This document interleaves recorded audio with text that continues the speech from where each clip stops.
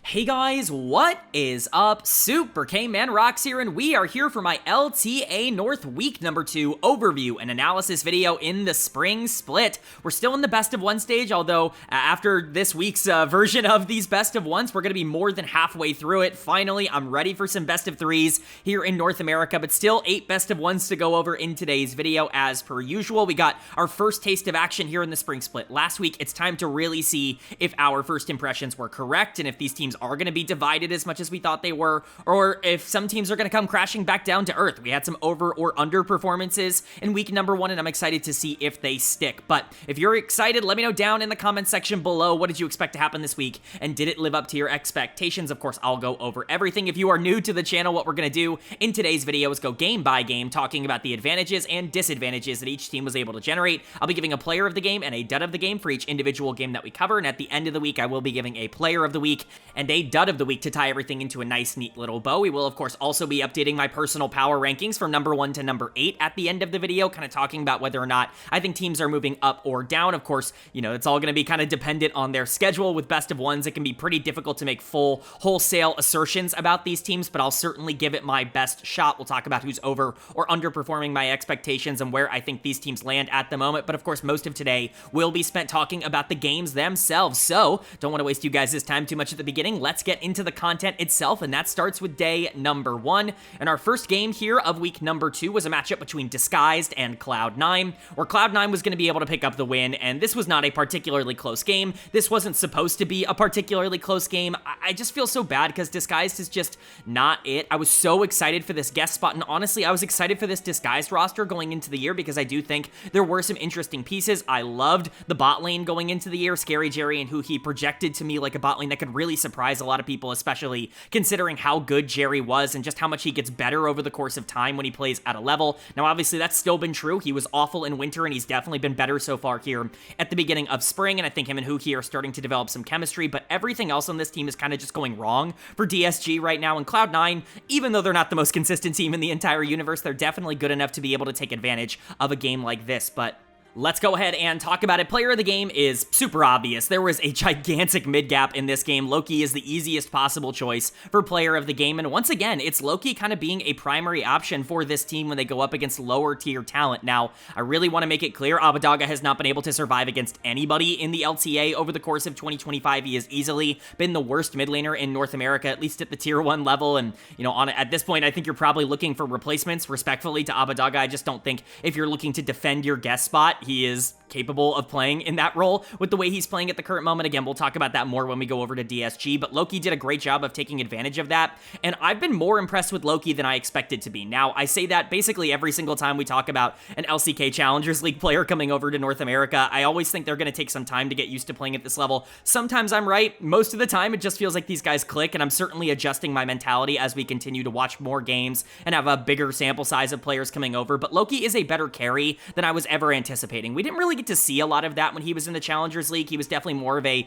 Talia, Rise kind of player where he's going to shove and roam, move around the map, be more of a, you know, play for jungle type of guy, but he's been given much more of an opportunity to carry the load here once Cloud9 kind of realized that they can't play everything through Blabber, or at least that's not an optimal way for them to play. And once Loki started to get these gigantic leads in the mid lane, everything just kind of washed away. I've been really impressed with his raw mechanics and his ability to play through a lead, and he's versatile enough to be that really good facilitator for this team. I am still concerned that this is just not possible for him against like the best teams in the league. We saw that last week already when this team went up against 100 Thieves, and, you know, Loki was just not in that game as much as the rest of the team. But at least when we see these matchups here against teams like Disguise that Cloud9 should be taking care of rather easily, Loki makes it even easier in the mid lane, and he's pretty much cemented himself as, I would say, a top 5 mid laner in the region. I know that feels pretty disrespectful, but honestly, mid lane's better than people give it credit for right now in North America, especially with players like Saint stepping up. I think APA's had a really good year, and of course, you've got players like Quad and Quid. I don't know why I blanked on his name. I basically said the exact same name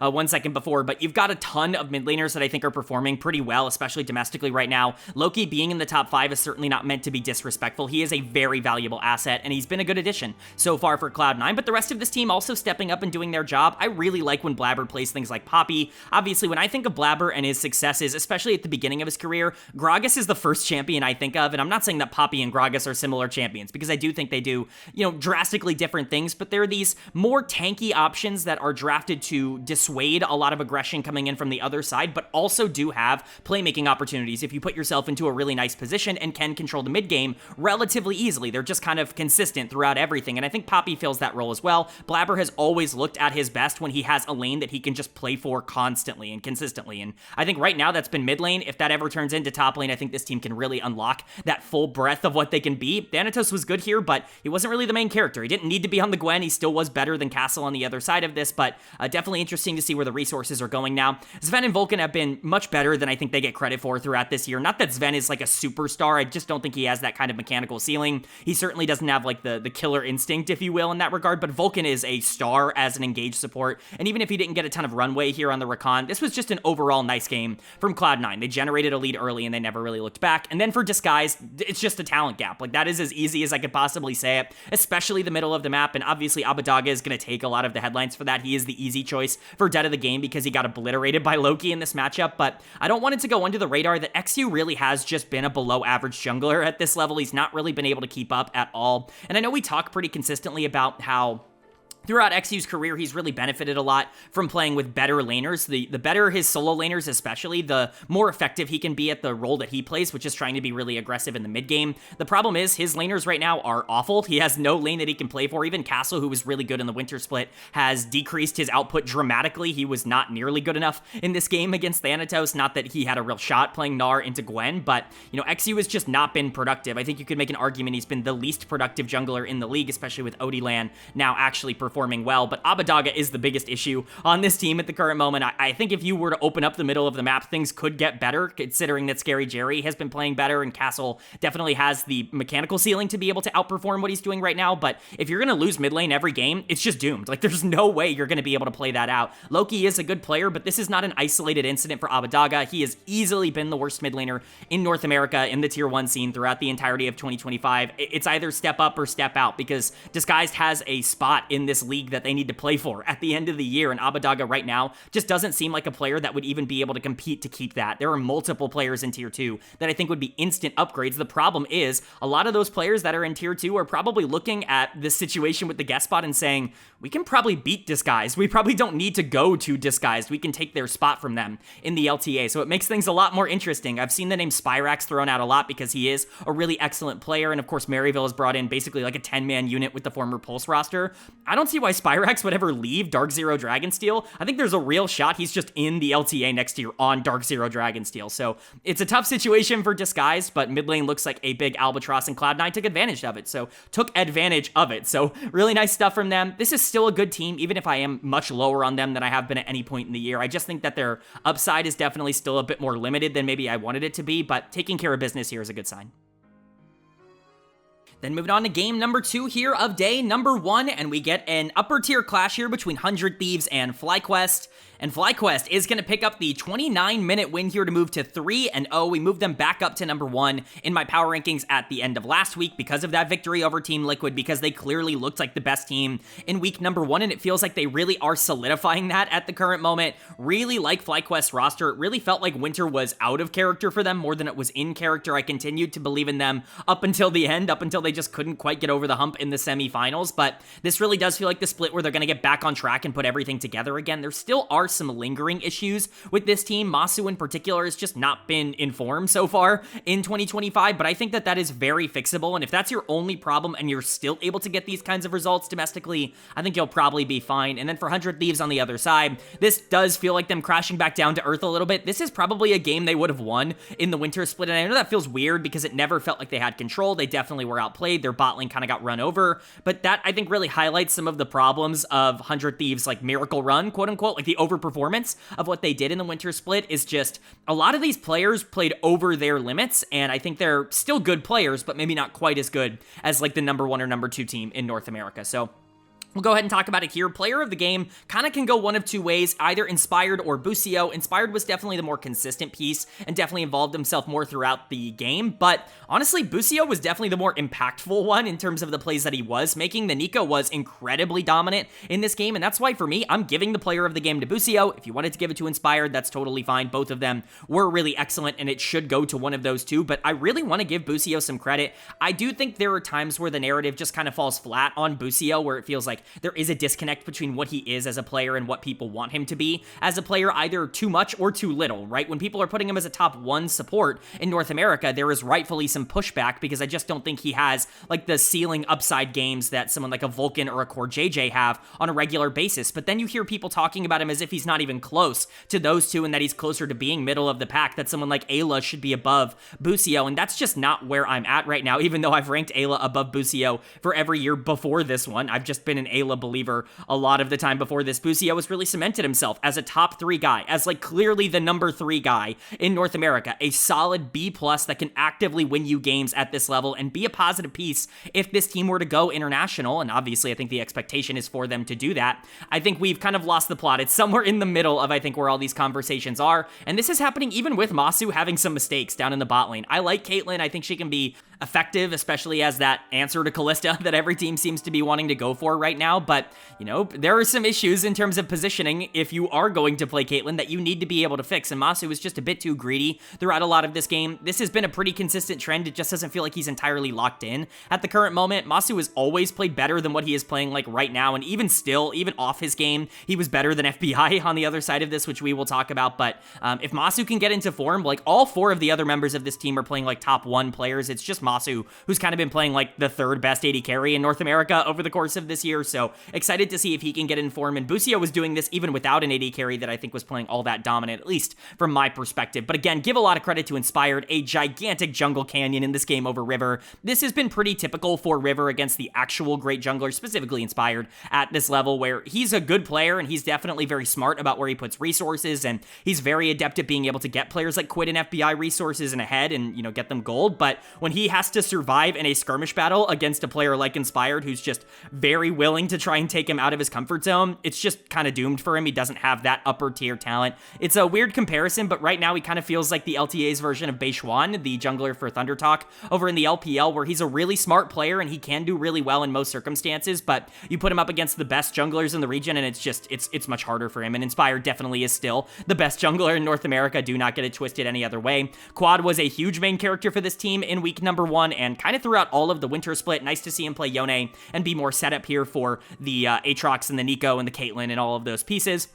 And then Bwipo goes deathless on the top side. Anytime Bwipo goes deathless, you know it's a pretty dominant game. So FlyQuest looking really nice. And 100 Thieves, I'm not going to criticize them too heavily because, again, they're losing to the best team in the league at the current moment, but they got slaughtered. And like I said, this does feel more like the expected result for what this team actually is. River and FBI, who were really great in winter, were awful in this series or in this game. And whoever you want to give dead of the game to, I think, is up to you. I'm giving it to FBI for the Kalista because it felt like, even more so than River, FBI could do absolutely nothing throughout this game. Now, part of that is just the way things go for AD carry when you're losing, but I definitely think that we maybe got a little bit out of control on the FBI hype train after one great split back. This is still a great player, and trust me, I'm not going to sit here and say that you're dumb for liking FBI. I've sang this guy's praises for basically 4 years in a row on this channel at this point, but I don't think he's top 2, and I think that that's really kind of where it comes in. There still are flaws to his game. He's not a LYON type of player. He's not an A or an A- type of player. He still is firmly like that B+, like borderline B+, A- type of AD carry.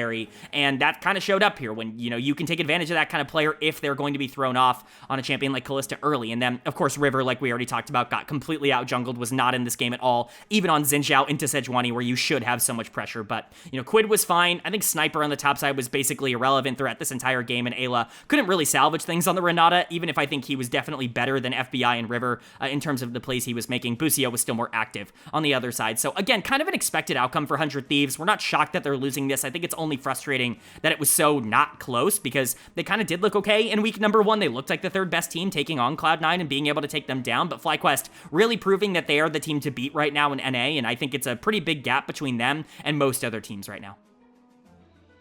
Then moving on now to game number 3 of day 1, and this was a real sloppy one that I think has some interesting takeaways. It was Dignitas taking on Team Liquid, and TL is going to pick up the win here, although you wouldn't necessarily guess how they won if you just looked at the score lines, if you just looked at the kill score, all of that stuff. You're not really looking at this as a win where TL had to struggle all that much. I wouldn't say that they struggled, but I think if they were playing almost any other team in the LTA, they probably would have. There were some massive mistakes made by Team Liquid throughout the mid game here, and they really should have been punished a lot harder, and they just weren't because Dignitas is not very good. A lot of the hype around Dig has just exploded. We all thought that Shaden and Kana were going to be a lot better this split than they actually were. This really feels like the Dignitas thing to do is show up in winter and be like kind of interesting, surprise a lot of people in terms of what Kana's able to do 1v1, kind of be a top half mid laner in terms of the production, and then Shaden looking really good for a small amount of time, and then the entire team just crashing back down to earth as soon as games actually start mattering moving forward. It is very funny, but we'll talk about Team Liquid first. We always talk about the winning team first on the channel, so let's get into it. Player of the game, kind of difficult because I don't know if anybody really stood out much more than everybody else, but I kind of have to give it to APA for the Ziggs. He was probably the most consistent piece for the team throughout this game. Of course, still some mistakes coming in from him. He's not perfect, but I do think the APA hate has gone on for far too long. Of course, I have been pretty vocal about that on this channel. I had him as my number 2 mid laner heading into the year, and honestly, is that even really all that wrong right now? APA is still incredibly good. He was awesome in their playoff run in winter. He's been great here at the start of spring. Not particularly consistent. You watch that game against Quad in FlyQuest in week number 1, and you're like, it's not great, but the 2 other games that they have played both have looked terrific from him, and he's just the kind of player that you can really rely upon to do a lot in the late game if you can get him there. And I think his laning has gotten better. I know that the scouting report is bad laner, good team fighter, and I still think that that is obviously the core of what APA is as a player, but he has definitely become a much more consistent laner over the course of this offseason, and that shows up pretty regularly. Kana's not a bad laner at all, and APA was totally fine here in the 1v1. I think you can also shout out who has definitely increased his consistency. Shaden was really the only player on Dignitas even attempting to do anything throughout this game. Maybe Isles was also trying to be active, but, Kana on the Talia not necessarily living up to that. We'll get to the Sivir in a second.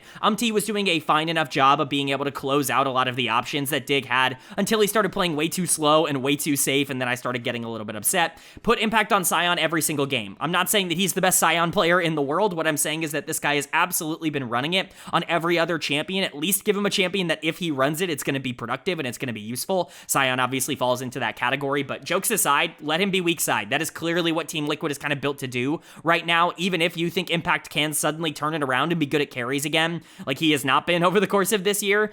I still think that even in that circumstance, you're probably better off playing for APA and LYON and just trying to get them into good spots, because LYON was fine here. Core was fine on the Karma. I don't love Core on things like Karma. I would much rather see him on Engagers. I just think that, the Karma's a little bit cute and a little bit fancy in terms of what they're trying to do in the bot lane, trying to dominate the 2v2, but it kind of takes away some of the identity for why this bot lane 2v2 was good in the first place, because LYON can dominate lane and Core can really create for the entire team throughout the mid to late game. It does take away from that a little bit, and I think we did see some of that in this game, but overall, Team Liquid was fine. I might be overstating their issues. This was still a dominant win. It's just one of the least convincing dominant wins that we've seen in quite a while. But for Dig on the other side, part of the reason this was so dominant is just how bad Dignitas is at trying to survive in these games. They play slow, they play scared, they don't really have a mechanical ceiling right now. They should, but they just don't, and it's frustrating to watch. I'm gonna give Tomo dud of the game here because I am kind of criticizing the Sivir pick.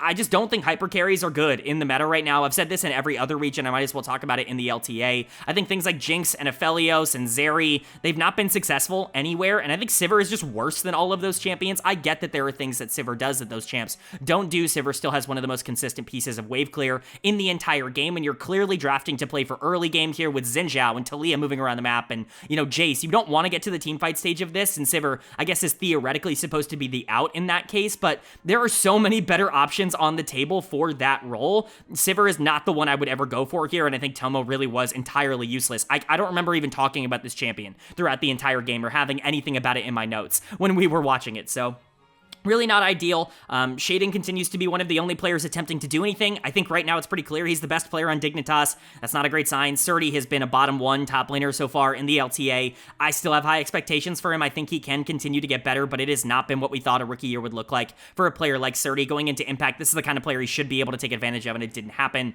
Kana was nothing. APA was definitely better. Isles was trying to make plays, but how many plays are even to be made? This team was slow, they were scared, they were passive, and they just let Team Liquid get away with all of of their bad plays. It just wasn't a good look for Dig, and they deserve their 0-3 record to start this split. But Team Liquid sitting at 2-1, still a lot to work on. I still think they're trying to recover and recuperate from first stand. There seems to be a lot of internal problems coming out from that tournament, but at the very least, at their worst, they're still probably a top 2 team in the LTA, which is a good enough floor for me to at least stay at least a little bit interested. Then moving on to our fourth and final game of our first day of the week, and this was arguably one of the games I was most excited to see here in week number 2. It was Shopify Rebellion taking on LYON, and LYON is going to pick up the victory, and they're going to do so in dominant fashion. They're going to move to 3-0 to start the split, and things are clicking for this team. The reason I was so excited to see this game, you'll kind of know this if you watched my video last week, is I really needed to see this to know that LYON was just the best of the rest. I still think on paper, like, there's no reason to have expected Shopify to come into this game and lose it, even if LYON had looked better in week number 1, because LYON played the 2 worst teams in the league. They looked great against them. They beat Dignitas and they beat Disguise, but as we've already seen here on day number 1, once again, of week 2, those teams are bad. Like, they just don't really have a lot going for them, and Shopify, I think, had more going for them, absolutely, for sure, even if it wasn't a lot. And so I needed to see LYON come out and beat Shopify to prove that they are better than the bottom 3 teams in the league, because they weren't in winter, and that's exactly what they did. They came out and showed a completely different version of themselves,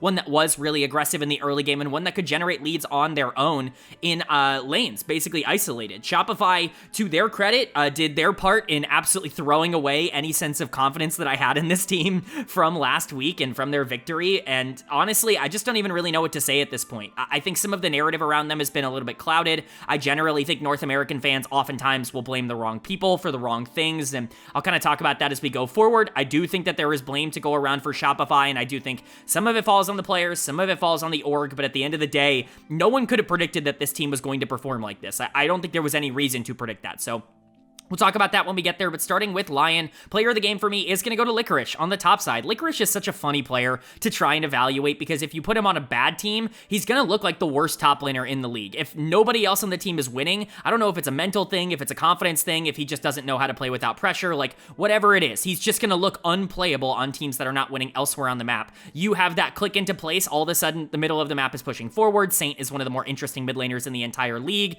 You know, Henna and Lions are fine as a bot lane duo, even if I don't think they're quite as good as people hype them up to be, and all of a sudden Licorice turns back into Licorice, and he can start dominating the 1v1 on the top side again, even isolated from everything else that's going on the map. It's just very funny how mental of a player Licorice is, and just how much the environment and the team system around him actually affects his gameplay. But LYON has started off really strong. That means Licorice is getting back into good form, which is a really good sign for this team. He completely dominated Fudge in this matchup. This is obviously a pretty practiced matchup for both of these two players. They played against each other a lot. Licorice often has gotten the better of Fudge, historically speaking, and so that's definitely something to note in terms of this series, but it's really nice to see Licorice do it again here. I really want to give a big shout out to Odilan. You know, we'll talk about Saint in a second, because that final engage on Yone was absolutely gorgeous, and he has been an MVP caliber player so far to start off the spring split, but Odilan has been about as good as you could ever have asked him to be. He has basically exclusively started playing facilitators for this team, and that is obviously the right call, but this is a guy who looked unplayable in the winter split. The reason that LYON ended up being last in my power rankings, and the reason they were one of the first teams eliminated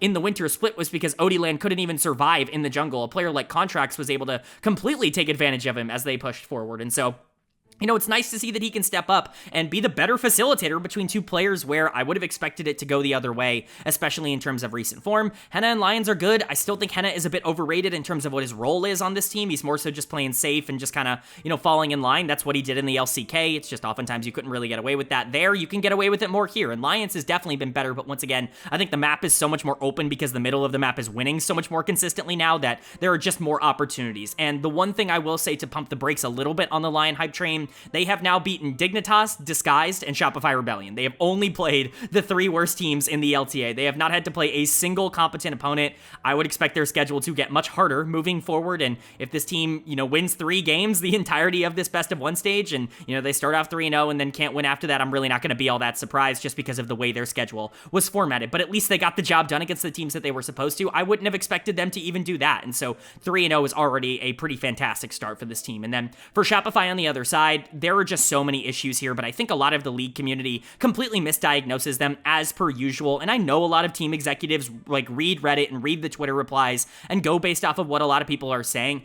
Shopify clearly doesn't do that because a lot of these players have had different reputations, but if I have to read one more comment about how Contracts has been awful this year, I'm gonna lose my mind. He's like the only one trying for this team, and I get it. Like, this was his worst game of the year. I think I can pretty comfortably say that. There were probably some games in winter that were just as bad, but you can't look at week 1 and blame Contracts, and you certainly can't look at most of the winter split and blame Contracts, and yet every single thing you'll see online is that Contracts just can't be consistent. He can't be a player that ends up, performing well. I think this team's, lack of ability to play through their solo laners, to put it mildly, has really affected him. But Bvoy and Seos were really dominant in the 2v2. Maybe not dominant. Maybe that's not the word to use, right? But they were good in the 2v2. They just weren't able to generate enough pressure. It's Palafox and Fudge who are actually unplayable. Palafox had one of his better games of the split. That should go to show you how bad he's been playing because he's still got manhandled by Saint. And yeah, I'm giving up on Fudge. He's going to get dead of the game. I've been a Fudge defender for a very long time. The narrative on Fudge has, and it still was, completely unfair heading into the year.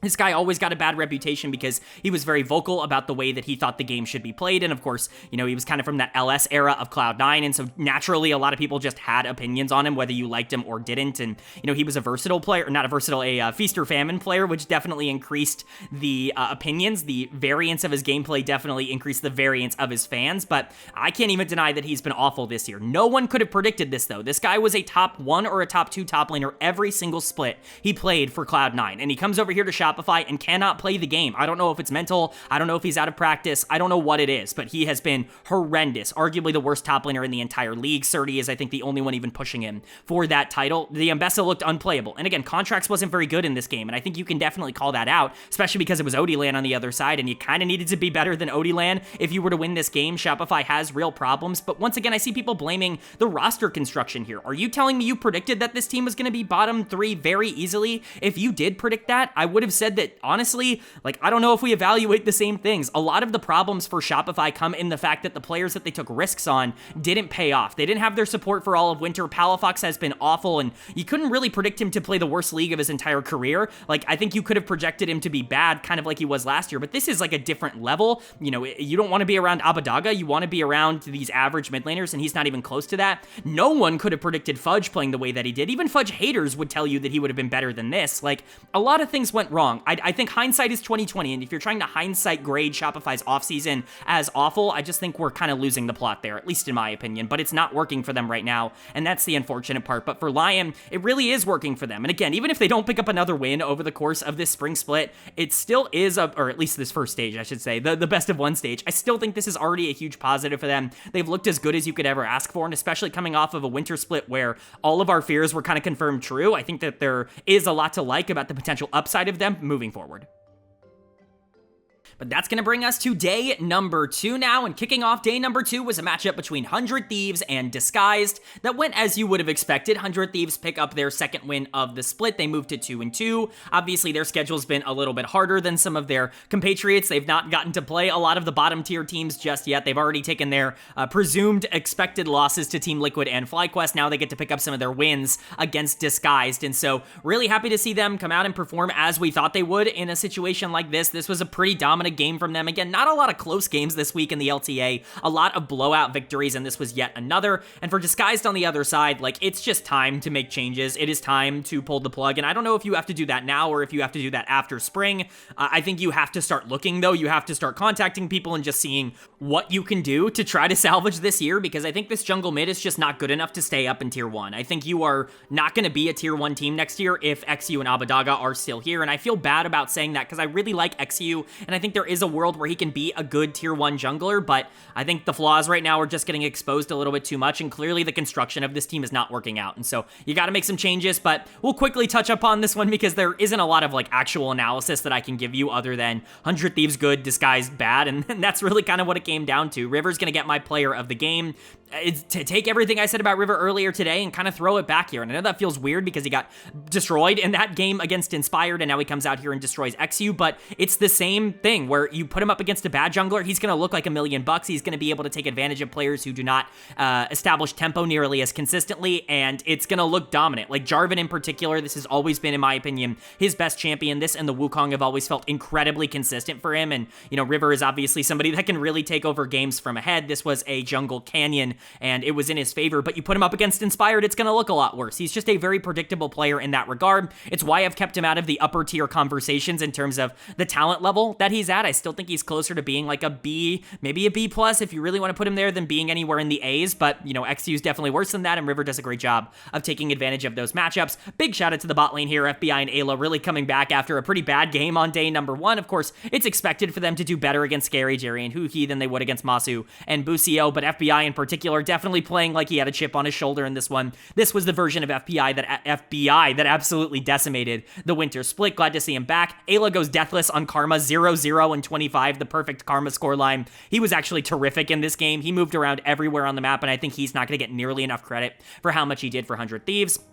Sniper was the other player that really was excellent. Castle has been not good for Disguise this split. I don't even really know what to say. He was dud of the week for the entirety of the LTA in week number 1, and here he is going up against someone in Sniper that he would have beaten in the winter split, and it's just gone. I don't know if his mental is gone in the same way that it was on Immortals last year, or if something different is happening, if he's just not a consistent player, but this is a guy who I actually had rated decently highly, not only coming into this split, but, you know, coming into the LTA or the LCS last year. I really liked his Challengers League tape when he was in Korea, and it's just not really gone that way. I think obviously team environment has not helped him. He's been on the 2 worst teams in the league in the 2 years that he's played in North America, but it's really gotten worse and worse, unfortunately. But credit to Sniper, he did really well on the Gnar, and then Quid was definitely better than Abadaga. Trust me, like, Abadaga cannot play at this level. That's become abundantly clear. But for Disguised on the other side, we talked about it. Abadaga's not good. Don't put him on Rise. Certainly don't put him on something that needs to be like the primary playmaker for this team. You drafted Sejuani and Jhin around the Rise. Like, good luck, man. Abadaga better win. That's crazy to expect at the current moment. I feel like this is just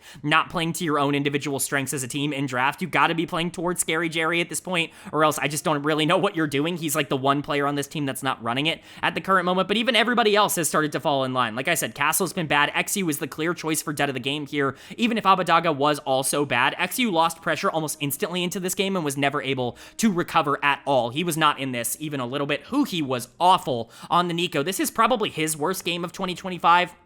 And Jerry continues to be the only one even kind of surviving. Again, DSG just kind of is who we thought they were at this point. I wish I could say more about this team. They're just not very good, and that is kind of the end of the story. Again, I think they need to make changes, specifically jungle and mid, if this team wants to stay up in tier 1, and I expect them to do that going into the summer split. But if you just got to stick it out with this roster for the rest of spring, there's a pretty decent chance that not only are you going to be one of the first teams eliminated, but you might not even win a game over the course of this best of 1 stage. That's how bad it looks right now. But again, 100 Thieves getting back to 500. Their schedule has been brutally hard. It's kind of the opposite of what we talked about with LYON, where LYON has only played the bottom teams going into this 4th day. 100 Thieves have only played the top teams. Their 1 win is against Cloud9, and their 2 losses are against FlyQuest and Team Liquid. It's finally time for them to start collecting their easier wins throughout the rest of the schedule, so I imagine that momentum bar is going to shoot up as we get further along, as we get into that best of 3 stage, but at least for now, they're doing what they're supposed to be doing, and this was a really nice bounce back after a pretty disappointing performance on day 1.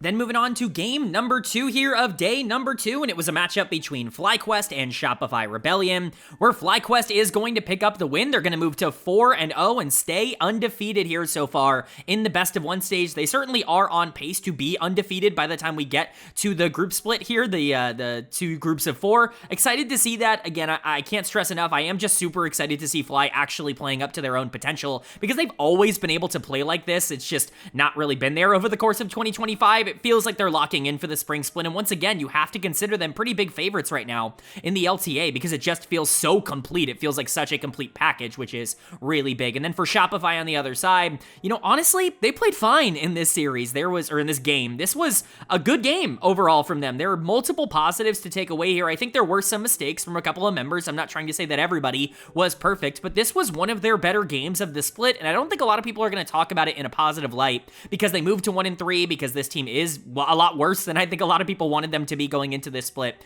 There still are some positive takeaways that I'm excited to talk about, but Let's go ahead and get into it. For FlyQuest, on the winning side here, player of the game is going to go to Inspired. He had a fantastic week. Both of the games that he ended up playing were just gigantic jungle masterclasses, and that's with Contracts actually doing a lot of really nice and really interesting things on the other side. Again, Contracts has been a good addition for Shopify. He has definitely been, in my opinion, the most proactive player on this team, certainly the one who is gaining them the most resources, even if he is sacrificing quite a few resources to get there, but Inspired was more than up for the challenge in this one, and, he came through in the clutch. This was MVP Inspired. This is exactly what you're looking for. This was a brilliant game. One of the best that we've seen in the LTA all split long. Really excited to be able to see that. And again, comboing that off of another really good game earlier on in the week, Inspired is back. Like, we can pretty confidently say that this guy is maybe the best player in the LTA. Like, it's Quid, it's LYON, and it's Inspired. To me, like, it's those three at the top and then everybody else kind of fighting it out for the rest of the spots. Really glad that Inspired has reinserted himself back into that conversation. Of course, everybody else on this team was also solid. Masu and Busio had a great week, all things considered. Busio was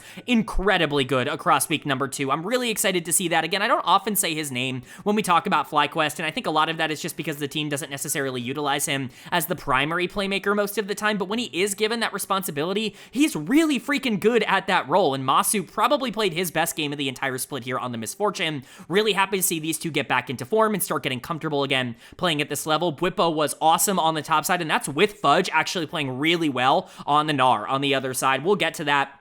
Again, Fudge will have his bad games, and he's not been good over the course of 2025, but we have to take what we see in front of us, and Fudge had a really good game. Bwipo just had a better one, and the Scion continues to be a massive pick for FlyQuest. I don't imagine they're going to move off of this anytime soon. Quad was definitely the better mid laner here. I'm certainly not trying to save him for last as a negative sort of phrase. He just wasn't the main character of the team in this game. I really think Inspired and Busio were the standouts for me because they were the setup. Even Bwipo, to that regard, was the setup, and then Masu was probably the primary damage dealer throughout this game, and I was really excited to see that for FlyQuest. Again, so well-rounded, so dominant across the board, just good things to say about this team right now. And then for Shopify on the other side, they have one clear weakness, and then every so often it just kind of rotates amongst other players. Palafox is just the weak link on the team right now. He's going to get dead of the game once again. He's just so scared. It's clear he's lost all confidence, and I really do think that that's it. A lot of people are going to sit there and talk about how Palafox was always a bad player and was always overhyped. That's just not true. Like, it's just not the case. Mechanically speaking, in 2022 and 2023,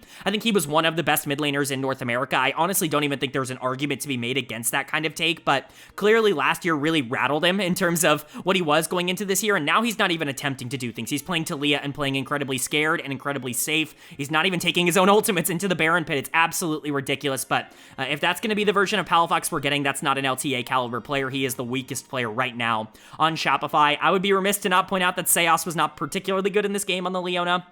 Of course, it's kind of hard to play Leona in a circumstance where the rest of the team is running it, but Bvoy continues to try and win them games and just doesn't really have the firepower to be able to do so. This was Seos' worst game so far, but again, I want to give him some grace because he is coming into this team mid-year and trying to get his bearings, and everything seems to be falling apart around him, so as bad as this game was, I'm not going to sit here and, say that he's doomed or anything like that, but Contracts and Fudge on the top side were genuinely very good. Contracts was awesome in this game on the Xin Zhao. Again, the scoreline wouldn't necessarily tell you that, but he created so much for this team and did a lot of the under the hood things. I'm really excited about what Contracts has been over the course of this split up until this point, because I do think that there is still something to build around here. Bvoy is a good player. I think Seos will get better, and Contracts is a very good jungler, arguably a top 4 jungler in the league still in terms of the performances he's giving. You just need your solo laners to lock in, and Fudge did that in this game. It's unfortunate that it happened against FlyQuest. I think if Fudge had this game against LYON, they probably win that game, and that's, just the way timing ends up working out here, but Fudge definitely just played his best game of 2025.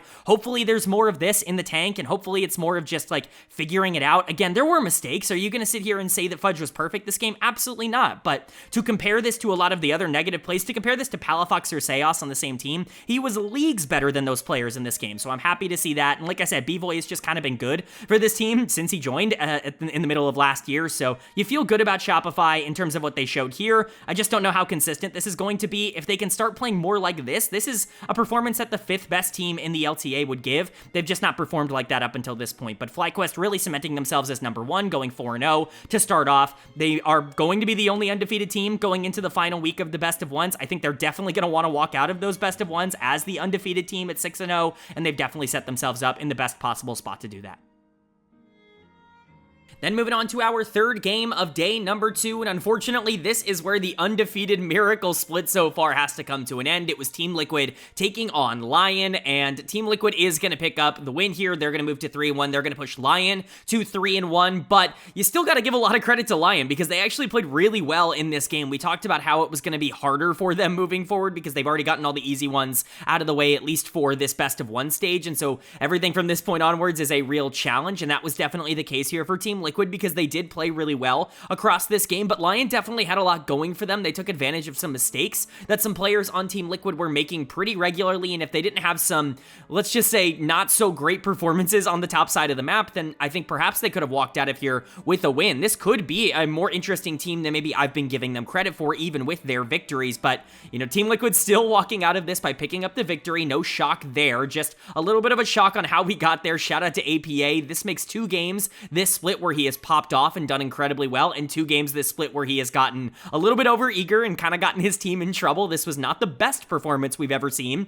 from APA, and that's kind of reflective in terms of his scoreline, but we'll talk about that a bit more. Shout out to my player of the game, which is going to go to in the jungle. I'm not sure if this is going to be as popular of a pick as, you know, LYON would be down in the bot lane. LYON definitely had the better scoreline. He was doing a ton of damage on the Kai'Sa later on in the game, but I think actually did a lot for this team in terms of establishing pressure. Now you would expect him to do that playing the Nefiri in this matchup. Nefiri is obviously incredibly broken. We've talked about it over and over again in the other regions that have been playing this champion regularly, most notably the LPL, of course, which has pulled this out basically every single time they have the opportunity to. Even in the NACL, we see Nefiri a bunch, and you know, I think we've kind of learned at this point that it's pretty difficult to shut down the dog, that it's very difficult to really punish a champion that doesn't have a ton of inherent weaknesses, but I think Odie and Saint in particular did a pretty decent job of at least attempting to do so. Was just everywhere he needed to be on the map. It felt like the map presence and the pressure and like the understanding of where to go, the macro part of the game here was really on point for and I'm gonna be honest, this guy's been awesome so far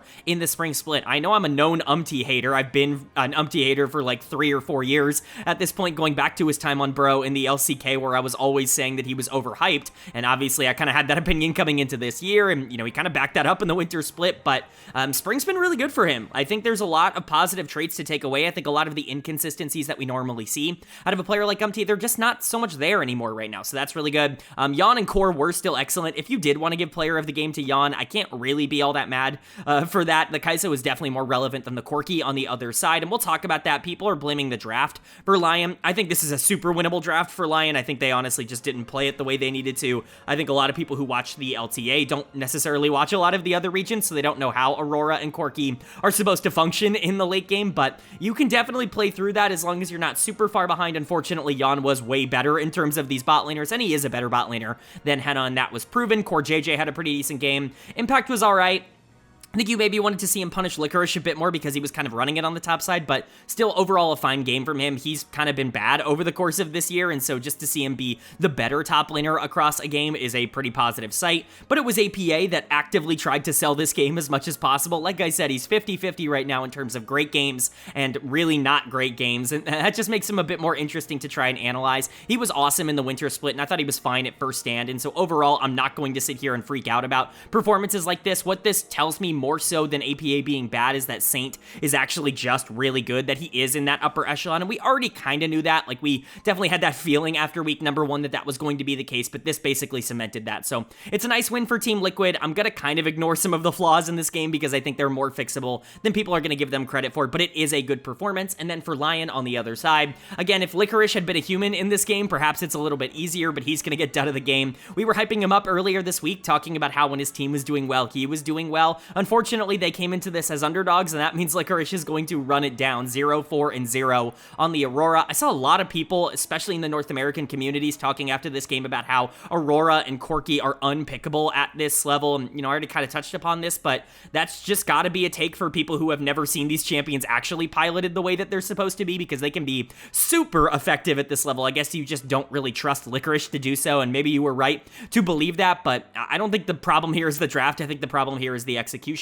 Saint continues to be awesome. I thought LYON's kind of underratedly had a pretty good game on the Bard. Maybe a little bit too flashy in terms of the plays he was looking for. If he had been a bit more consistent, perhaps they're able to get a little bit more out of some of these plays, but Overall, I think LYON actually played totally fine. ODLAN was a little bit too far forward, and I honestly just don't think he did enough to try and upset Umti's rhythm throughout this game, but he was involved in more things, even if some of those things were more negative for his team overall, and so it's really just up to your personal perspective on, who was the problem here for LYON. I think Licorice losing on the top side is the clear one, but everything else was fine. I really didn't have an issue with how they played, and I honestly am walking out of this game feeling more impressed with them than I did walking in. This was their first big test of the spring split, and they kind of passed. Like, they didn't win, but they certainly looked good enough to be able to compete and to be able to capitalize on some errors. It was just that LYON and Umti had a really good game. Core had a really good game, and that's going to be difficult for any team in North America to overcome, and so I honestly feel okay about LYON. They are very clearly in that top 5 at the current moment, and Team Liquid on the other side, there are concerns, there are questions, just as we stated earlier on in the week, but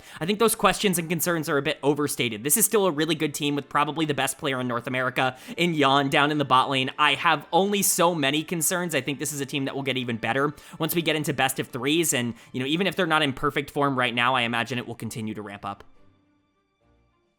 But that's going to bring us to our 4th game of day number 2 and our final game of the week here, and it was a matchup between Cloud9 and Dignitas, and Cloud9, once again, predictably is going to be able to pick up the win. No real major upsets this week when we're talking about results, but definitely some interesting outcomes in terms of how we got there. A lot of blowouts, and this one was definitely no exception. Not a close game here. Dignitas drops to 0-4. They match disguised at the bottom of the standings. Certainly not an ideal place for them to be after there was so much hype surrounding them coming out of the winter split. It felt like they kind of were playing like the best of the rest at the time, and that's just not been able to translate even a little bit over to spring. But Cloud9 looking incredible across this week, across this game. It just all kind of clicked together, and I think the thing that I'm really excited about is that Sven popped off. He's going to get player of the game here on the Kai'Sa, and it wasn't really all that up for debate. He absolutely demolished Dignitas. Not only that, but once again, Blabber picks up the 2nd win of the split on Vi. Feels like his luck is turning around on that champion. It's actually kind of funny how bad he's been on it over the course of his career, but Sven was definitely the main guy for the team in this game. Sven has a ridiculous win percentage against Dignitas. I think he's actually 16-0 now when he goes up against this team. Obviously, his org from last year. It actually just feels like he locks in more so against Dig than anyone else, but it's really nice to see that there is an option for them to be able to play something like Vi and Gnar on the top side of the map, and then play something super aggressive like the Aurora and the Kai'Sa, play this dive comp kind of centered around the more, I guess, facilitative pieces on the team that people weren't expecting to be the main carries, and kind of play around it and still be able to win pretty dominantly. Now, again, I know it's Dignitas. I'm certainly not trying to sit here and say that, throw out all the previous tape, Sven is now a hyper carry and Loki's the best mid laner in the entire region or anything like that, but it's nice to know that you can play towards Loki and Sven as primary win conditions and still be able to pick up victories pretty cleanly. Domestically, it's a good sign. Sven was awesome. His positioning was great. His aggressiveness was on point here today. I saw someone call him White Gala. It's a pretty funny thing to say, but overall, it's just it's a good game, and it's good to see that Sven can still be a primary option if he's put in the right position to do so, even if it's not necessarily through like early laning, which is always going to be his weakness. But I thought Loki once again was really good here. Kaina has been a pretty solid mid laner at this level, and Loki just was way better. This is how you play Aurora in North America. Licorice should probably take notes on this, because the Aurora actually looked pretty fantastic in this game. When you're able to set up something like Aurora with a Vi and a Gnar and a Rakan and just have so many different options to be able to make sure that if she is diving the backline, they really have no way to get out, it makes her very difficult to actually kite and peel and do anything with, and I thought Loki was great here. Shout out to Vulcan. He continues, in my opinion, to be arguably the best support in North America. His engages are phenomenal, and I don't think he's going to get enough credit for how well he did in this game. Blabber, like I said, out-jungled Shaden on Vi, which is always an accomplishment for him, and Thanatos was super consistent on the Gnar. I honestly think the scoreline might not even be doing him justice for just how good he was in this game. He was obviously way better than Surdy on the Rise on the other side of this, but also I thought he did some great stuff in team fights as well. So Cloud9 just with a dominant top to bottom win, everything looking as clean as you could want it to look. And then for Dig on the other side, this team is actually just bad, and I think that's kind of a shock to me. I was not expecting them to just straight up be like a bottom 1, bottom 2 team. I thought that they were going to be more competitive than that. Again, maybe not going into the year. I was low on this roster going into the year, but I certainly was higher on their winter split in terms of the tape they showed, and that's just not been able to translate. Unfortunately, the big one, Surdy is going to get dead of the game, and he has just been awful at the LTA level. You have to hope that he's going to be able to figure it out. This is a guy who has been amazing basically everywhere he's played in both Tier 3 and Tier Tier 2. He was good even on bad teams. We've talked about it a lot on this channel. When he was on Team Liquid first in Tier 2 back in 2023, he was still producing on that team. He goes over to Evil Genius's Academy, and I don't want to say salvages their season, but kind of gets them to finals after they were, a mediocre team for a lot of that split. He goes to FlyQuest last year, and he completely dominates. Like, this guy should be good enough to be able to play at this level, and it's just not clicking at the current moment. Obviously, the Rise is a bit of a greed pick, and you definitely have to have at least some confidence to be able to pull that out, and it's clearly not confidence that he's lacking. It's just the execution is not there right now. Shaden was not really in this game at all. Tomo was bad across this week, was like outplayed in both of the games that he ended up playing. It was a really bad look for him, and even if Isles is playing like active on the map, and same thing for Shaden and Kana, like it's certainly not enough. Nobody is winning lane on Dignitas right now, and that was kind of the big scouting report on Tomo and Isles, is that they were supposed to be good in lane. Kana is supposed to be a good laner. Surdy is supposed to be a really good laner, and none of that has really come to fruition on Dignitas this year. 0-4 is indicative, unfortunately, of how things go, but they get the bottom of the barrel clash next week against Disguised. I'm excited to see how that ends up going. For now, Dig has to be considered one of the weaker teams in the league, and credit to Cloud9, they bounced back pretty well after losing to 100 Thieves last week. They still have a lot of tough challenges ahead of them. It's certainly not over. You're not guaranteed to be like a top 1 or a top 2 team, but they did everything they were supposed to do this week, and they're winning through multiple different avenues, which I think is a really good sign.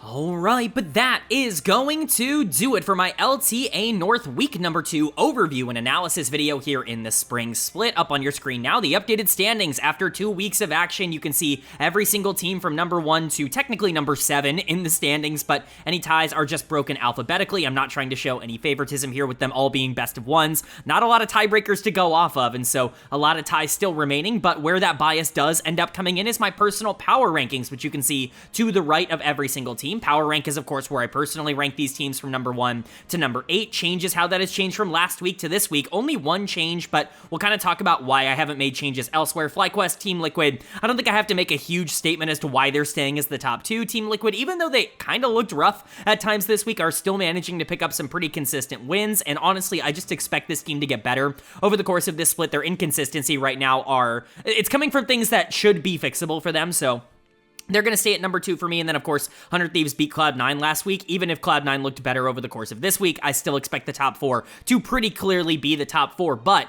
the team that's now pushing them, the closest team to getting into that top 4, is LYON, who is clearly the number 5 team in the LTA. They took down Shopify pretty handily, and I don't really think it's all that up for debate right now. This team is actually kind of good. I don't think they're as good as their tied for second record with Cloud9, and Team Liquid would indicate they're certainly not better than a team like 100 Thieves, who's below them in the standings, but I do think that they are definitely solid, and they're definitely the best of the rest at the current moment, and they proved that this week. Shopify drops to number 6 because the bottom 2 teams are clearly the bottom 2 teams, so even though Shopify is underperforming at the current moment, they're definitely still not bottom 2 as long as Disguised and Dignitas are there. So let me know if you agree or disagree with my power rankings. Always curious to know where you guys land and whether or not we're on the same wavelength. I'm always curious to hear what dissenting opinions are as well, but let's go ahead and move on to my player of the week and my dud of the week for week number 2. Player of the week was kind of tough. I don't think anybody was significantly better than everybody else this week. Like last week, Saint was the obvious choice, and I didn't have to think about it. This week, I am giving it to Inspired, just like the broadcast, but I don't feel that he had like a dominant week. He just played 2 really nice games of Sejuani and got pressure in both games, and obviously that's super ideal, and Inspired very much feels like Inspired again. It feels like a big 3 at the top with him, Quid, and LYON in terms of the 3 best players in the LTA, at least from my perspective, and I'm glad that he's reinserted himself back into that conversation, but he didn't have a hard time this week. He didn't have a tough challenge. He gapped River in game number 1, and then he gapped, or I guess kind of didn't gap Contracts in game number 2. He was better than Contracts, but Contracts put up a good fight. Either way, Inspired had 2 really nice games this week, but there were some good honorable mentions that I very much considered. First off, Loki, the mid laner for Cloud9. He was the one that I was really debating over. I honestly very much considered giving him player of the week because I thought he was really good in both of their wins, a super consistent piece, and once again, he's getting a lot more resources right now than he was both in winter and what we expected to see coming into spring, which is just a good thing for Cloud9 overall to diversify the way that they can win games. So Loki, definitely an honorable mention, and quite frankly, if you wanted to give him player of the week, I think that's totally fine.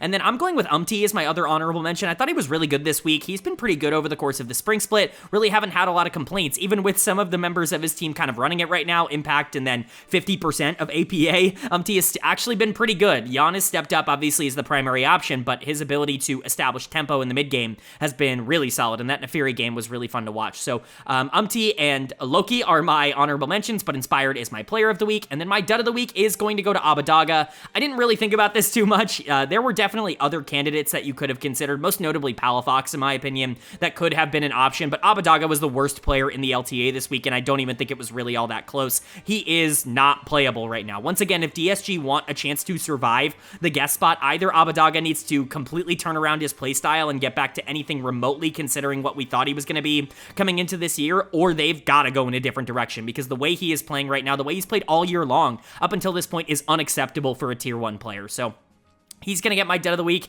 and Inspired's going to get my player of the week, but that's going to do it. I do hope you guys enjoyed. If you did, leave a like. It really does mean a lot to me. Lets me know you guys are enjoying the content, and it does help get this video out to a lot more people, which I'm always very appreciative of. If you're new here, hit the subscribe button. Of course, we're going to be posting about the rest of the LTA North split on this channel. You know, next week is the last week of the best of ones, and then we finally get into some best of threes, which I'm very, very excited about, but we cover all of the other major regions as well. So that's the LEC, it's the LCK, and it's the LPL, and we, of course, also cover the NACL Tier 2 here in North America every single week on this channel. So if you're interested in a comprehensive overview of everything going on in LoL esports, this is the place for it. Hit subscribe and hit that bell so you can be notified when those videos do go live. But with all that being said, I hope you all are having a great day. I hope you continue to have a great day, and I will see you all later.